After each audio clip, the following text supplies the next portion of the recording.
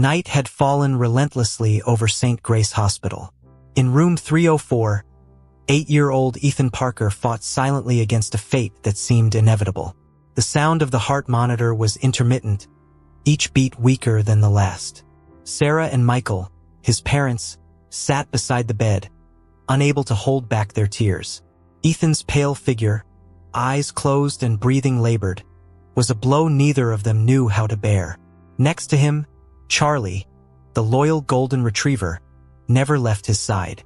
Lying at the edge of the bed, the dog kept his snout resting on the boy's hand, as if trying to protect him from something invisible. Hours earlier, Dr. Richard Coleman had entered the room with a grave expression. "I'm so sorry," he said, his voice breaking the silence. "There's nothing more we can do. Ethan's heart is too weak." Those words seemed to rip the ground from under Sarah and Michael. They knew time was running out, but hearing the final verdict was unbearable. Since then, the room had felt like a prison of despair, where every second was filled with silent tears and lost gazes. But Charlie, for some reason no one understood, seemed unwilling to give up.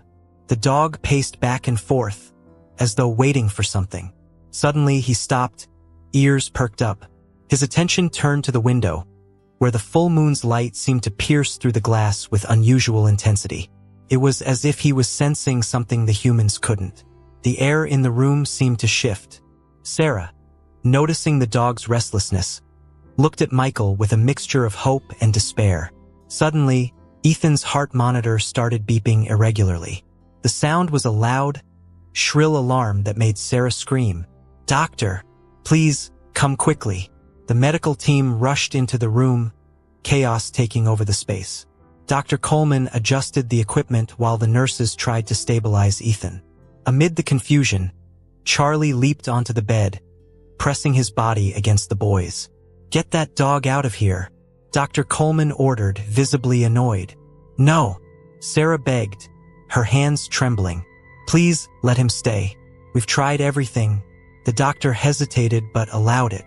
Charlie lay next to Ethan, his deep breaths seeming to sync with the boys. What happened next left everyone in the room frozen. The heart monitor began to stabilize. Slowly, Ethan's body moved. He opened his eyes for the first time in days and, with a voice weaker than a whisper, murmured, "Charlie, you didn't leave me." The silence in the room was deafening. Sarah's tears turned into sobs as Michael tightly held his son's hand. Dr. Coleman watched in disbelief, unable to explain what he had just witnessed. But there was something in Charlie's gaze that seemed to say he knew, that somehow something more powerful was at play. And in that moment, one question hung in the air. How far can a dog's love go to save the one they love most? The relief in the room was instant, but no one could understand what had just happened. The doctors stared at the monitors as if they were witnessing something impossible. Ethan's eyes remained open, his breathing weak but steady, while Charlie lay next to him, as if his simple presence was the reason for the miraculous change. Sarah held her son's face in both hands, tears flowing endlessly. "You're here, Ethan. You came back to us," she whispered, her voice choked with emotion. Dr. Coleman, still with an expression of disbelief, stepped forward. He looked at Sarah and Michael cautiously, trying not to give them false hope. "I don't know what happened, but Ethan is responding. We'll keep a close eye on him. This kind of recovery, it's unusual," he said, carefully choosing his words, as if he couldn't believe what he was saying. While Ethan's parents focused on him, something peculiar was happening to Charlie.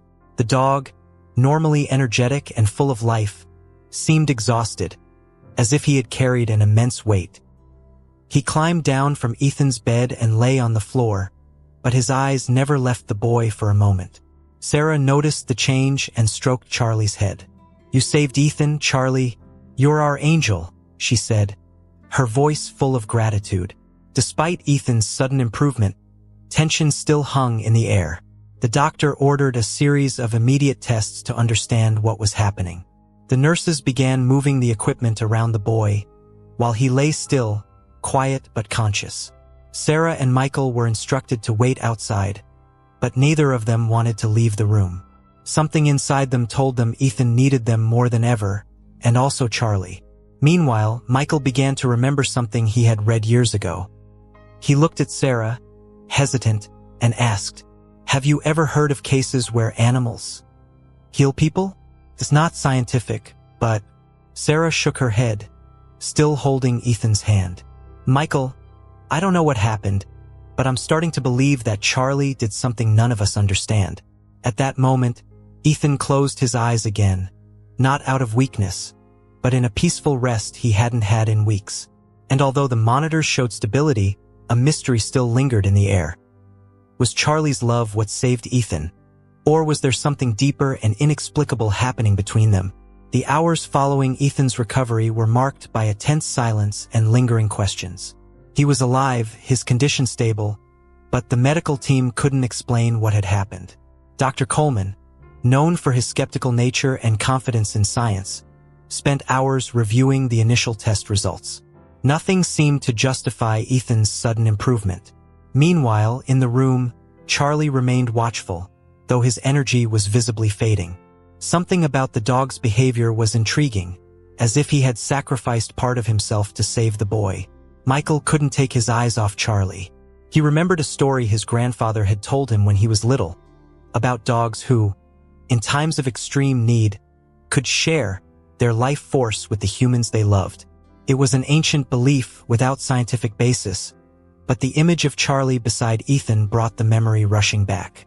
He hesitated before sharing it with Sarah, but seeing the distant look in his wife's eyes, he decided to take the risk. "Sarah, Charlie, doesn't he seem strange to you? He looks tired, not like a dog who's been running all day, but something deeper." Sarah, still holding Ethan's hand, looked at her husband. "He is different, yes, but I can't help thinking he feels what Ethan feels, like they're connected in some way." As they whispered to each other, Ethan opened his eyes again. This time he was more alert, and his lips formed a faint smile as he looked at Charlie. "He was with me the whole time, Mom," Ethan murmured. His voice was almost a whisper, but it carried a strength that made Sarah and Michael exchange surprised glances. "What do you mean, honey?" Sarah asked, leaning in closer to her son. "When it was dark, when I felt like I was alone, he was there. I could hear Charlie. He didn't let me go."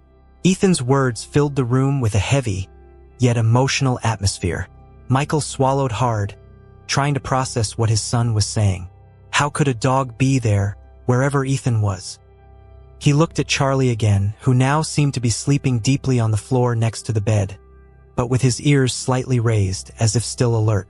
Later that night, when the hospital finally became quiet and the nurse's frantic pace slowed, Sarah sat next to Ethan while Michael stepped out to get some coffee. It was then that Ethan said something that made her heart stop for a moment. "Mom, when I was in that dark place, I heard a voice. It was like Charlie was calling me. But not just him. I felt like someone wanted me to stay.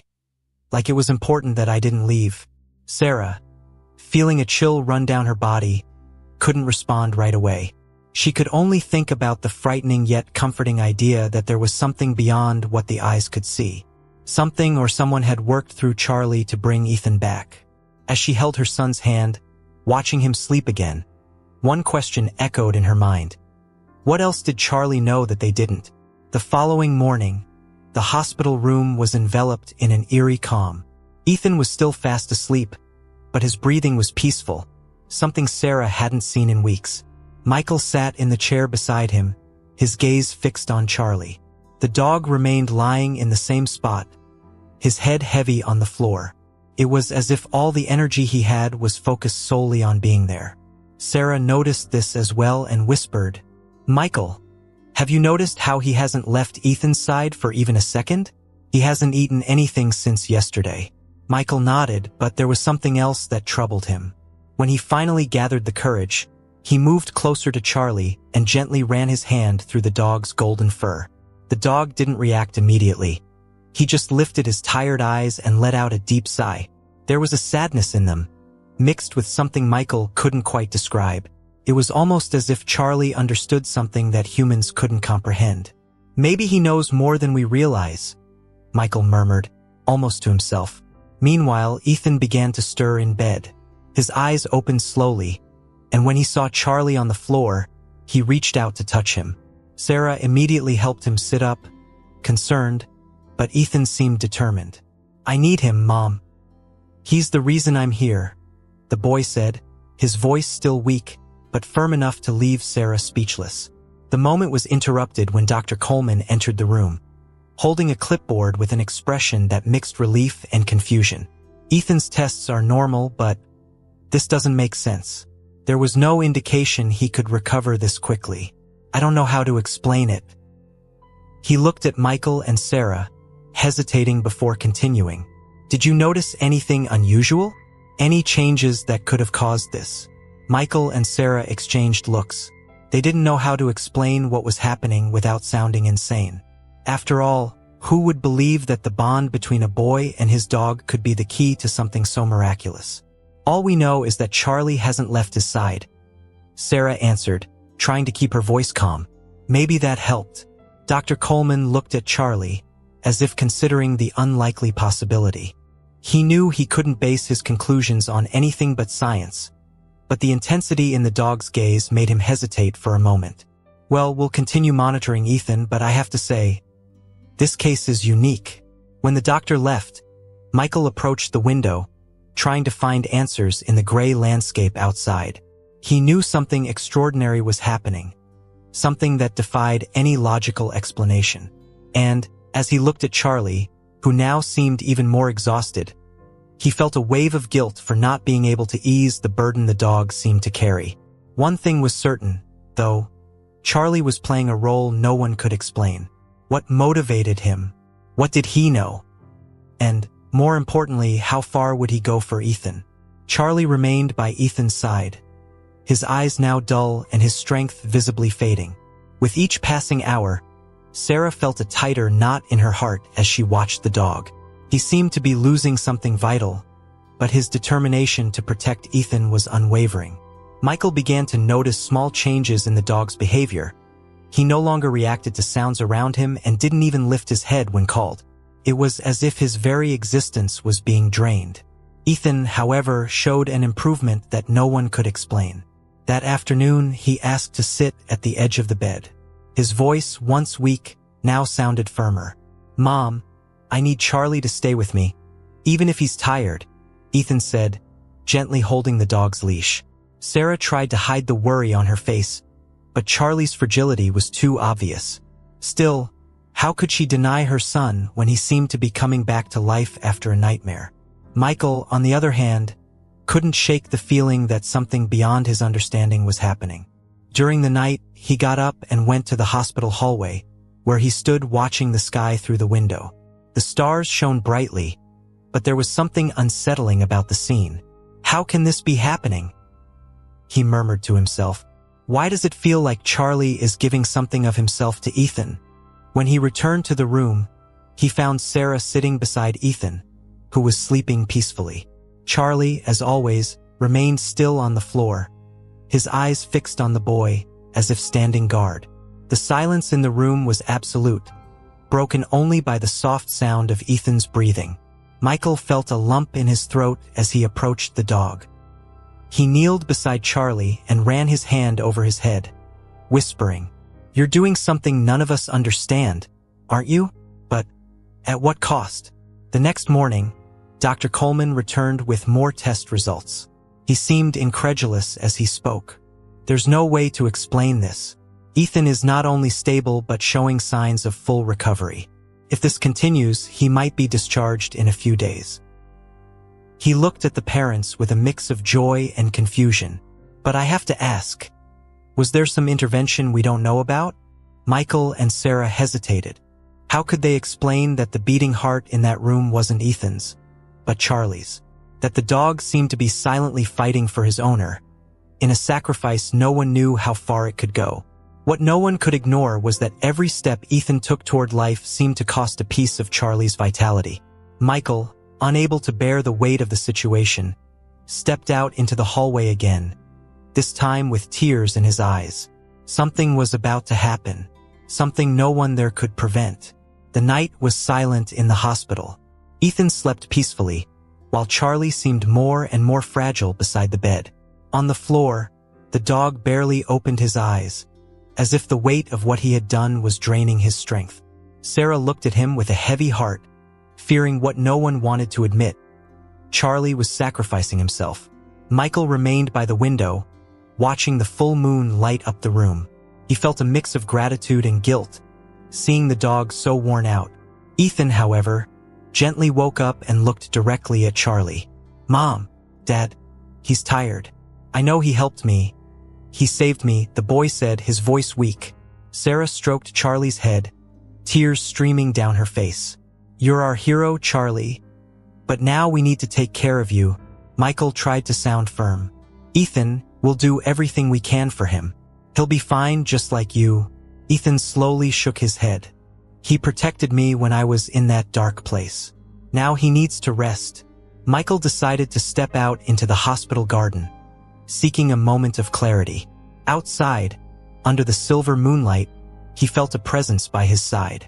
It was Charlie, who had somehow found the strength to follow him. The dog looked at Michael with tired eyes, but they were full of purpose. Michael kneeled down and gently held Charlie's face, tears welling up. "You're telling me something, aren't you?" he whispered. "But why does it feel like you're saying goodbye?"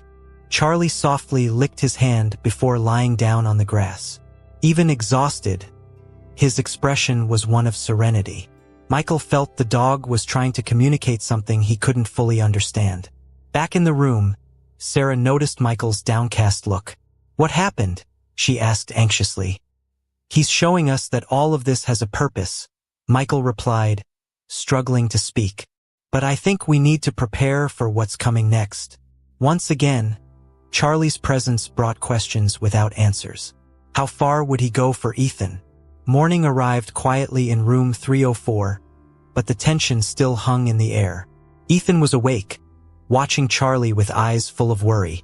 The dog remained by the bed, motionless, his chest rising and falling slowly, as if each breath was a huge effort. Sarah adjusted her son's pillows, but her attention was on Charlie. She knew something was deeply wrong, but she didn't have the courage to admit it. Michael entered the room with 2 cups of coffee. He paused for a moment, observing the scene. Ethan holding Charlie's leash while Sarah gently stroked the dog's golden fur. The room was filled with a silent connection, something that went beyond words.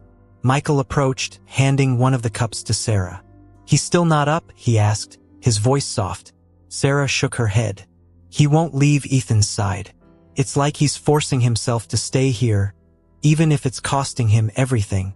Ethan looked at his parents, his voice soft but firm.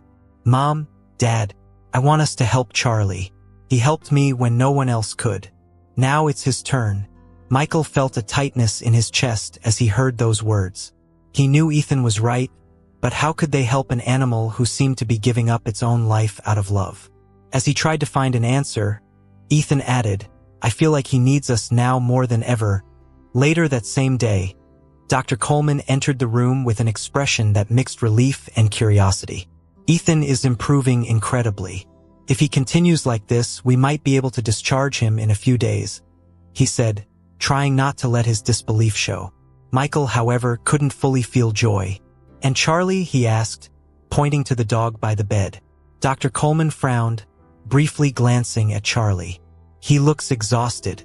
Could be the stress. Animals can be very sensitive to human emotions. But other than that, I don't see anything obvious. You could take him to a vet to be sure." After the doctor left, Michael and Sarah decided they needed to take action. They called a local veterinarian, who arrived at the hospital that afternoon. The doctor, a kind-looking woman named Ellen, examined Charlie carefully. "He's very tired, but I don't see signs of physical illness," she said, gently petting the dog. "It's like he's emotionally drained." "Did you mention that he's been very close to Ethan?" Michael nodded, his voice choked. "He hasn't left Ethan's side since all of this started. It's like he's protecting our son from something." Ellen looked at the dog with a knowing expression. Dogs have a very strong bond with their owners. Sometimes they give of themselves in ways we, as humans, don't understand. Charlie seems to be carrying the weight of something only he can feel. As Ellen left the room, Ethan called his parents over with a serious look on his face. "I want Charlie to know how much I love him. Do you promise he'll be okay?" he asked, his voice filled with emotion. Sarah and Michael exchanged looks, feeling the weight of the request. They didn't know what the future held, but one thing was certain. The bond between Ethan and Charlie was beyond anything they could explain. Night had fallen over the hospital, bringing an unusual calm to room 304. Ethan, now sitting comfortably in bed, looked at Charlie with attentive, emotional eyes.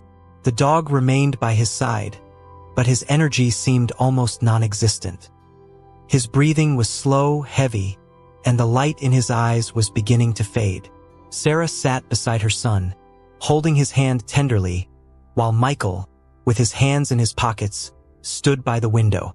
"Mom, I know Charlie is tired," Ethan said, his voice soft but filled with emotion.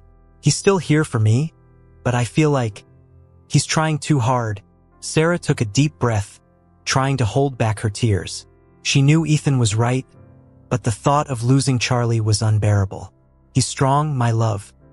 He's done everything for you, and somehow he's still protecting you." Michael slowly turned, watching the scene with a weight that seemed unbearable. He approached the bed, crouched beside Ethan, and placed his hand over his son's. "Ethan, Charlie gave everything he could to save you. Maybe it's time to let him rest for a while. He did this because he loves you, but now he needs us to take care of him." Michael's words echoed in the silence of the room. Ethan looked at his father, his eyes filled with tears. "I know, Dad, but I want him to know that I'll never forget what he did for me. Never." During the night, the room was immersed in an almost supernatural calm. Ethan's monitor continued emitting its rhythmic signals, indicating that the boy was stable. However, by the bed, Charlie seemed different. His breathing was even slower, and he could barely keep his eyes open. When he opened them for a brief moment, he looked directly at Ethan, as if transmitting a final silent message. Michael noticed the change and knelt beside Charlie, gently stroking his head. "You did something none of us can understand, kid. You gave everything for Ethan. Thank you. Thank you for being part of our family." The sun began to rise on the horizon, painting the sky with a soft orange hue. When Ethan woke up with a sense of peace he hadn't felt in weeks, he looked around the room and realized that Charlie was still beside him, his head resting on his paws. The dog had finally found peace. Sarah approached Ethan, wrapping him in a tight hug. Michael, with tears streaming down his face, placed his hand on their shoulders, creating a silent bond between them. They knew Charlie had passed, but his presence was still strongly felt in the room. As the sun illuminated the early moments of the morning, they all understood that Charlie didn't just save Ethan, but also left an eternal lesson. Unconditional love has the power to transform lives and remain alive, even when the body is gone.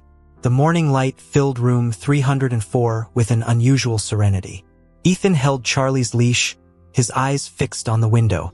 There was an emptiness in the room, but also a peace that no one could explain. Sarah and Michael, sitting next to their son, felt the weight of the loss, but also the strength of what Charlie had done. When Dr. Coleman entered with the test results, his expression reflected confusion. "Ethan isn't just improving, he's stronger than we expected. This doesn't make sense." He looked at the parents, hesitating. "Is there something you're not telling me?" Sarah took a deep breath before responding. "It was love. Charlie gave everything for our son." The doctor just nodded, speechless, and left, leaving behind a sense of mystery that no one could explain. Later that day, Ethan asked to walk in the hospital garden. With his parents' help, he slowly walked to a bench under a tree. He suddenly stopped and pointed to the empty lawn ahead. "He's here." Michael looked at Sarah, confused. "Charlie?" he asked. Ethan smiled softly. "He said he's okay, and he will always take care of us." The parents exchanged a tearful glance, feeling something beyond what they could comprehend. Back in the room, Ethan began to draw. The result left Sarah speechless. A portrait of Charlie next to a bright light, as if he were protecting the family. "He wants us to know he's happy, Ethan explained. The drawing was placed on the wall as a reminder of the dog's sacrifice and love. That night, Ethan slept soundly while Sarah and Michael sat beside him. Michael broke the silence. "Charlie showed us what true love is." Sarah nodded, holding her husband's hand. They knew that, even though Charlie was gone, he remained present in every moment, uniting the family in a unique and eternal way. The days at the hospital came to an end when Ethan was finally discharged. The medical team applauded his departure, still amazed by the recovery that defied any explanation. Michael carried his son's backpack, while Sarah held his hand, helping him walk slowly to the car. In Ethan's pocket, Charlie's collar remained as a talisman, a symbol of the love that had brought him back. Back home, Charlie's absence was palpable. The dog's bed was still in the corner of the room, and his toys scattered about seemed to remind the family of his loyalty. Ethan, however, didn't seem sad. He spent the afternoon drawing again, creating images of Charlie running through green fields under a bright sky. "He's happy now," Ethan said with a calm smile. "And he wants us to be happy too." Michael, watching his son, felt something stir within him. Inspired by all that Charlie had done, he suggested something new to the family. "What if we helped other animals the way Charlie helped us? We can do it in his honor." Sarah smiled, moved by the idea. "I think he would love that." From that day on, the family began visiting animal shelters, helping care for abandoned dogs and finding homes for them. Ethan, still in recovery, became enthusiastically involved, always sharing Charlie's story with anyone who would listen. Every act of kindness seemed to strengthen the invisible bond they still felt with the dog. Time passed, but Charlie's memory remained alive, not only in the hearts of Ethan, Sarah, and Michael, but also in the lives of countless animals who were touched by his legacy. They understood that the love they had received never disappeared.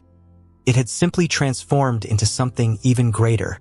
And so, Charlie's journey continued, not just as a memory, but as a force that inspired the family and everyone around them to spread the unconditional love he had shown.